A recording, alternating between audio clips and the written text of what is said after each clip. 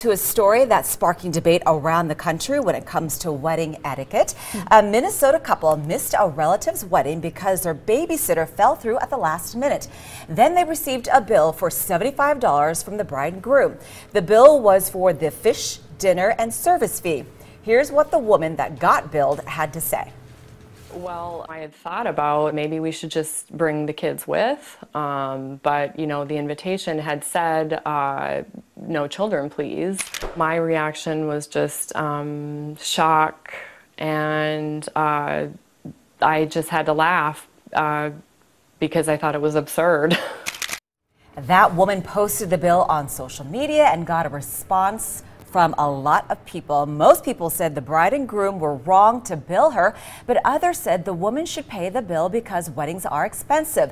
Should the no-show guest pay the bill? Why or why not? And what do you think? I just feel like she should have gotten on the phone, called her relatives, and said, can you make an exception for my kids? And had a conversation. But part of me also thinks normally when you have a party, you could expect 10% of the people not to show up. You know, usually that's just normal, right? That is so that normal. 10% you're already paying for it as the person that's hosting the event. So you should have incurred that cost already. But then on the flip side, if you're throwing this huge expensive wedding and you don't show and you've already paid for it, it's rude. Yes. I mean, this is coming from someone who's getting married in 8 days, planning a wedding. I understand the fees. I get that. And RSVPs, how important. I will never not RSVP to any event now because I understand how vital that is. I think it's very tacky that the bride and groom billed the guest. I understand where they're coming from, but you swallow that. You swallow that price because would you rather have them showed up with the children if it's a no kids event? Mine is a no kids event.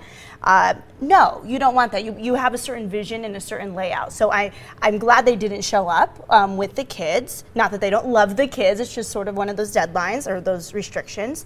But I think the person who got billed should have picked up the phone themselves and said, I understand this is last minute. I will reimburse you. I feel like it was an excuse. What do you think, Art? Yeah. Well, you know, I do agree, you know, planning parties and weddings, and there's a lot of expense involved. Now, I would think that if she was seriously ill or there was a death in the family, then that's, you know, that's a reason why you can't show up.